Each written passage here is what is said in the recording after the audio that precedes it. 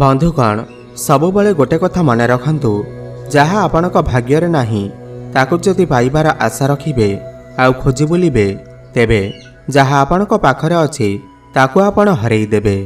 नमस्कार बंधुगण, आपण मानकु मोर एही चैनल को स्वागत। आज एही कार्यक्रम मिथुन राशि पाई बहुत गुरुत्वपूर्ण अछि।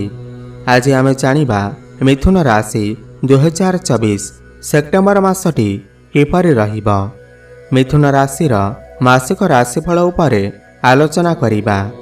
मिथुन राशि व्यक्तिविशेषंकर सेप्टेम्बर मासटी किपरि रहिबा संपूर्ण भावरे आमे सही विषय रे आलोचना करिबा।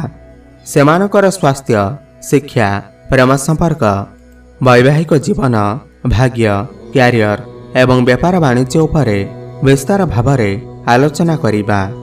नवग्रहंकर स्थिति मते देखिबा। नवग्रह कि प्रकार फल देबारे सक्षम हेबे।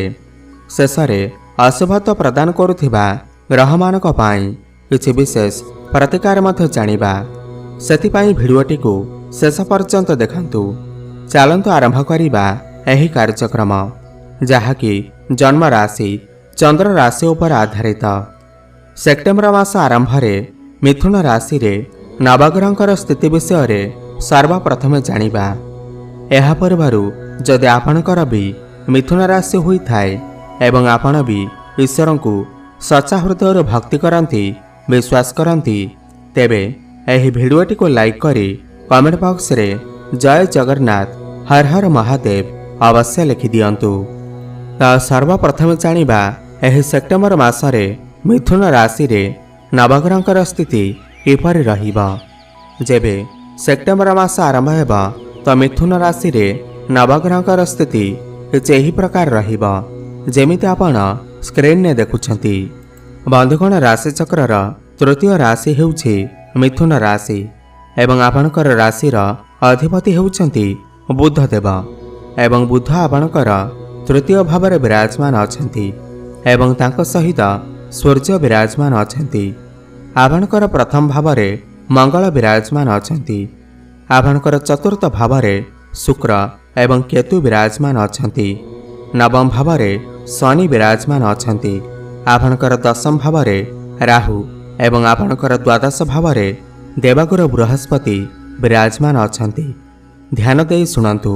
सबुठु प्रथमे जानिबा आपणकर स्वास्थ्य किपरि रहिबा एही सेप्टेम्बर मास 2024 रे।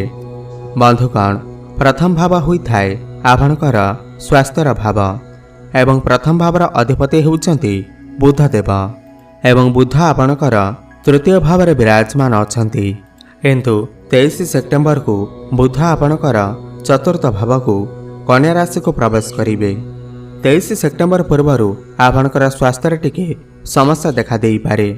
बाहर अधिक बुलाबुली करबा कारणरु बाहर खाद्य अधिक खाइबा जोगु आपणकर पेट संबंधित समस्या किछि देखा देई पारे। इन्फेक्शन भले समस्या देखा देई पारे। स्किन रिलेटेड त्वचा संबंधित समस्या किछि देखा देई पारे एवं अधिक परिश्रम एवं अधिक काम कार्य करबा जोगु आपण टिके थकापण भली समस्या पड़ी पारंती। एथिप्रति आपण टिके ध्यान देबे। किंतु 23 सेप्टेम्बर को जेतेबेले बुध आपणकर चतुर्थ भाव को चलन करिवे पूर्वरु जहाँ किछि स्वास्थ्य समस्या लागि रहुथिला ताहा सब दूर हेबा। 23 सेप्टेम्बर परे आपणकर स्वास्थ्यर सुधार आसीब। तो मोटामोटी देखिबाकू गले 23 सेप्टेम्बर परे आपणकर स्वास्थ्य बहुत भल अछि। एबे जानिबा आपणकर शिक्षा क्षेत्र किपरि रहिबा एही सेप्टेम्बर मास 2024 रे। बंधुगण पंचम भाव होई थाए आपणकर शिक्षा क्षेत्रर भाव एवं पंचम भावर अधिपति हेउछंती शुक्र देव एवं शुक्र आपणकर चतुर्थ भावरे केतुंक सहित अछंती एवं निचस्थ अछंती। किंतु 18 सेप्टेम्बर को शुक्र आपणकर पंचम भावरे प्रवेश करिवे एवं शुक्रंकर स्थिति 18 सेप्टेम्बर परे बहुत मजबूत बनिबा।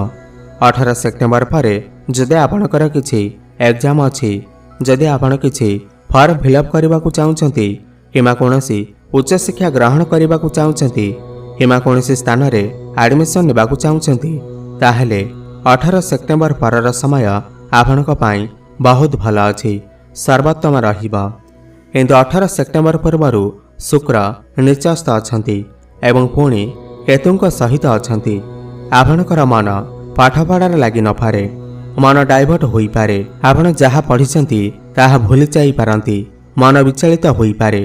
पाठपढ़ा को नहीं आपणकर मनरे असंतुष्टि देखा देई पारे, काहेकि ना यह हेउची केतुंकर प्रभाव। केतु हेउछंती मुंड विहीन ग्रह, यह आपणकर मस्तिष्क को भ्रमित करिथांती। तो 18 सेप्टेम्बर पूर्व आपण टिके आपणकर पाठपढ़ा प्रति ध्यान दियंतु। 18 सेप्टेम्बर पर आपणकर पाठपढ़ा सर्वोत्तम रहिबा। एबे जानिबा आपणकर प्रेम जीवन किपरि रहिबा एही सेप्टेम्बर मास 2024 रे। बंधुगण पंचम भाव ही होइथाय आपणकर प्रेम जीवनर भाव, शिक्षार भाव एवं संतानर भाव मते होइथाय। एवं पंचम भावर अधिपति होउछंती शुक्र एवं शुक्र आपणकर चतुर्थ भाव केतुंक सहित अछंती, निचस्थ अछंती। किंतु 18 सेप्टेम्बर को शुक्र आपणकर पंचम भाव को चलन करिवे एवं बुध आपणकर चतुर्थ भाव को चलन करिवे। 18 सेप्टेम्बर पर आपणकर प्रेम जीवन सर्वोत्तम रहिबा। किंतु 18 सेप्टेम्बर पूर्व आपण दुई जनक मध्यरे मनमालिन्य देखा देई पारे, मन मनांतर देखा देई पारे। छोट छोट कथा को नहीं आपण दुई जनक मध्यरे कली झगड़ा देखा देई पारे। आपण आपणकर पार्टनर को ऊपर डाउट करि पारंती, जहा फलरे आपणकर प्रेम जीवन रे समस्या देखा देई पारे। 18 सेप्टेम्बर पूर्व आपणकर प्रेम जीवन रे किछि ना किछि समस्या अवश्य देखा देब, एथिप्रति आपण टिके ध्यान देबे।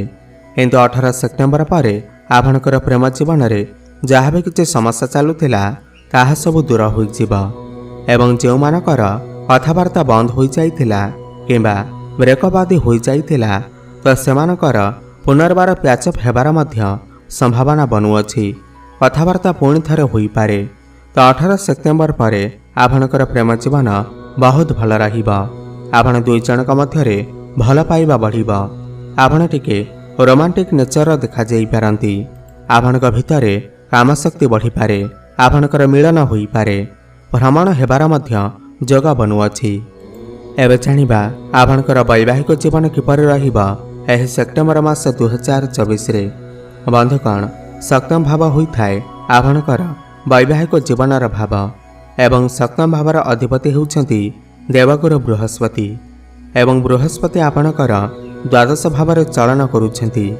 बंधुगण द्वादश भाव को कुंडली रे भल विचार करा जाई न थाए, काहेकि ना द्वादश भाव व्ययर भाव होइथाय, खर्चर भाव होइथाय, लसर भाव होइथाय, हॉस्पिटल कोर्टर भाव होइथाय। तो एठारे सप्तम भावर अधिपति द्वादश भाव बसिबा यह आपणक पई ठीक नुहे, आपणकर वैवाहिक जीवन पई ठीक नुहे।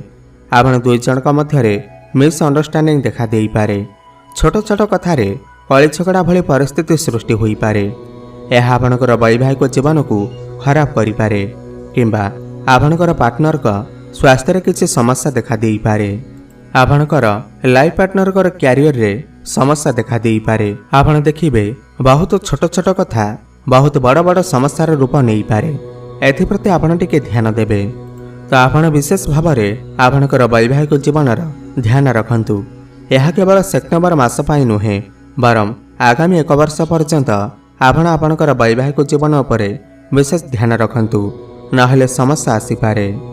एबे जानिबा सबुठार गुरुत्वपूर्ण विषय वस्तु जहाँकि आपणकर भाग्य, कैरियर एवं व्यापार वाणिज्य किपरि रहिबा एही सेप्टेम्बर मास 2024 रे। बंधुगण नवम भाव होइथाय आपणकर भाग्यर भाव, दशम भाव होइथाय आपणकर कैरियर भाव। नवम भावर अधिपति शनिदेव नवम भाव विराजमान अछंती, बलवान स्थिति रे अछंती। बंधुगण एठारे शनिदेवंकर स्थिति बहुत भल अछि। शुक्र मध्य केन्द्र रे अछंती, बुध मध्य केन्द्र को आसीबे। एही मासरे आपणकर भाग्य बहुत भल अछि। आपण जदि किछि शुभ मंगल कार्यर आयोजन करने को चाहते ताहले निश्चिंत करिपारिबे।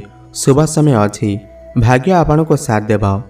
आपण जदि कोनोसी बड़ इन्वेस्टमेंट करने को चाहते किमा कोनोसी बड़ कार्यर आरंभ करने को चाहते किमा कोनोसी जिनिसर क्रय विक्रय करने को चाहते ताहले एही मासरे निश्चय करंतु, शुभफल प्राप्ति हेबा। भाग्य बल रे आपण समस्त कार्य सफलता प्राप्ति करिवे। कम परिश्रम अधिक सफलता प्राप्ति करेंगे। Share market stock market trading रे काम करुवा लोक यह शुभ समय अटे। से आकस्मिक धन प्राप्ति हो पारे, अचानक ग्रोथ हो पारे। भाग्य आपण को साथ देव। क्यारियर कथा जदि दशम भाव होता है क्यारियर भाव एवं दशम भाव राहु विराजमान अच्छा एवं दशम भाव अधिपति बृहस्पति आपणकर द्वादश भाव अच्छा। यह आपणकर क्यारियर पाई ठीक नुहे। आपणकर मन आपणकर काम कार्य लगी न पारे। आपणकर मनमानी चलई पारती। आपण निज तरीका रे काम करने को पसंद करेंगे। आपण कहा कथा शुणिबे नाही। किंतु राजनीति रे थिबा लोकमानक पाई एह समय बहुत शुभ अटे। सेमानकु सफलता प्राप्ति हेबा। काम कार्य आपण को टिके असंतुष्टि देखा देई पारे। आपणकर काम कार्य बड़ परिवर्तन होई पारे। यह केवल एही सेप्टेम्बर मास पाई नुहे, आगामी 6 ରୁ 7 मास भितर आपणकर काम कार्य गोटे बहुत बड़ परिवर्तन होई पारे। आपणकर ट्रांसफर आदि होई पारे। किंतु देवगुरु बृहस्पति द्वादश भाव विदेश रही काम कार्य करुवा लोक यह समय बहुत शुभ अटे। सेमानकर ग्रोथ होई पारे। आपणकर एमएनसी कंपनी रे जॉब लगी पारे। वैदेशिक कार्यगति रे आपनको सफलता मिली पारे। इनपुट एक्सपोर्ट काम कार्य करुवा लोक यह समय बहुत शुभ अटे। किंतु राहु आपणकर क्यारियर भाव काम कार्य किछि ना किछि कमी तो निश्चिंत देखा मिलिबा। व्यापार कथा जदि सप्तम भाव होता है व्यापार वाणिज्यर भाव एवं सप्तम भाव अधिपति देवगुरु बृहस्पति आपणकर द्वादश भाव अछंती। एही मासर आपणकर व्यापार वाणिज्य 23 सेप्टेम्बर पर भल रहिबा। किंतु 23 सेप्टेम्बर पूर्वरु टिके आपणकर व्यापार लॉस होई पारे। चिंता बढ़ी पारे। व्यापार को नहीं आपण कौनसी दूर स्थान को यात्रा करि पारंती। किंतु 23 सेप्टेम्बर पर आपणकर व्यापार रे ग्रोथ आसीबा। आपणकर डेली इनकम रे वृद्धि आसीबा। फाइनेंशियल ग्रोथ हेबा। एबे जानिबा किछि उपाय विषय रे जाहाकु करिबा द्वारा एही मासरे जहाँ भी किछि समस्या रहुअछि ताहा दूर होई परिबा। सर्वप्रथम तो आपण बुद्धंकर बीज मंत्र जप अवश्य करंतु। ओम ब्रांग ब्रिंग ब्रुंग सह बुद्धाय नमः 108 थर प्रत्येक दिन जप करंतु। शुभफल प्राप्ति हेबा। एवं देवगुरु बृहस्पति बृहस्पतिंकर बीज मंत्र जप अवश्य करंतु। ओम ग्राम ग्रीम ग्रोम सह गुरवे नमः 108 थर प्रत्येक दिन जप करंतु। प्रभु गणेशंकर आराधना करंतु एवं हनुमान चालीसार पाठ करंतु। शुभफल प्राप्ति हेबा। आपणकर जीवन मंगलमय हेउ। यह मोर प्रभु जगन्नाथ निकटरे एतिकी प्रार्थना। धन्यवाद।